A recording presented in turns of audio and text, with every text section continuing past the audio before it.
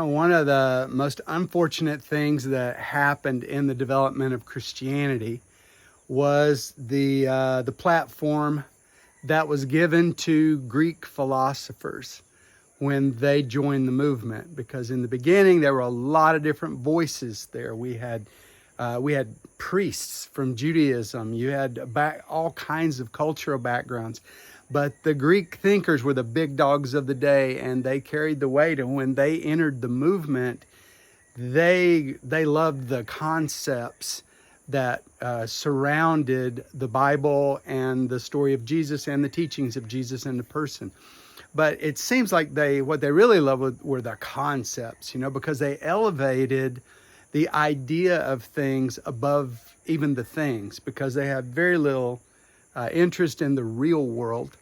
And the Old Testament has all interest in the real world. I mean, the Genesis story is the story of a creator God making a planet for himself to live on and creating two societies, an unseen society to us of spirit beings, and then us, this earth, being brought up and created into beings, and we became the wardens of this planet. That's the whole story of the Bible, is God making this special place. It's unlike anywhere else in the universe, and he intends to live here, and this will be his place. But early Greek thinkers came into it, and all of a sudden you have God, and then you have the ideas of God. They're even bigger. And then you have Jesus, and then you have the concepts of the eternal Son. How could he be God and man? And they invent all kinds of language about what substance, what essence, and all of a sudden the foundation of Christianity becomes a thing called doctrine.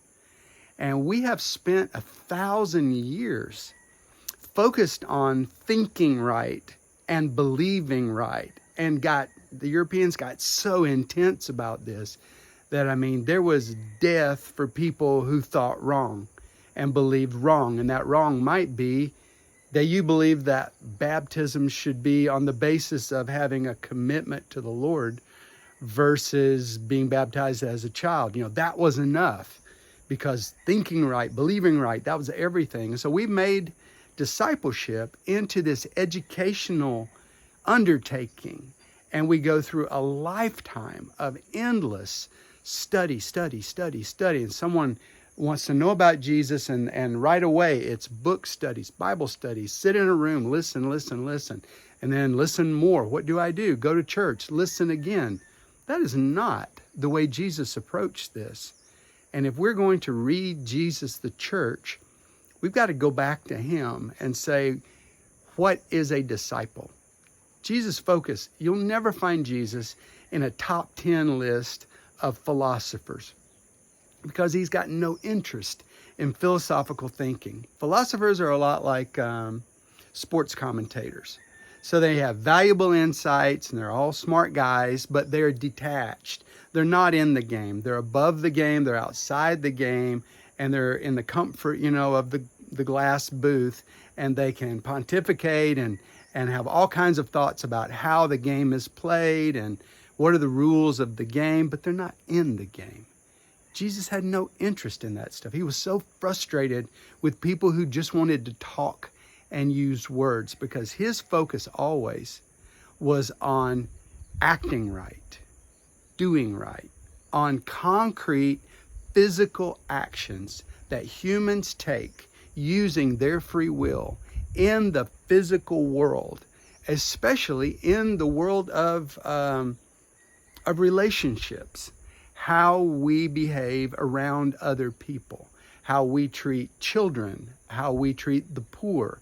That's his complete focus, was to redeem the earth by redeeming the people and teaching them a new lifestyle. So he modeled this lifestyle, and he entered into a series of practices.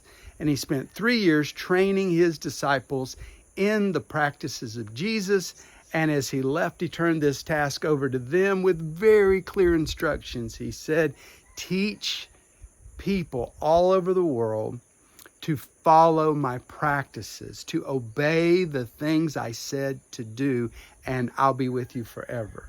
And instead of focusing on the practices of Jesus, we got caught away into the doctrines and big thoughts. And thank God for big thoughts, and we've got a whole lifetime to study our Bibles and to think beautiful theological ideas about God. But the focus of the Lord has always been on how we live our lives, how we conduct ourselves, the tone of our voice, the amount of love we display. And if we're ever going to reclaim a place in society again as Christians, it's going to come from centering back down on discipleship the way Jesus did it, and put our focus where he put the focus, and let Christianity become more Christ-like. Jesus is focused on doing right, being right, and acting right. And I want to focus on that also in my life. I'd love to hear your comments.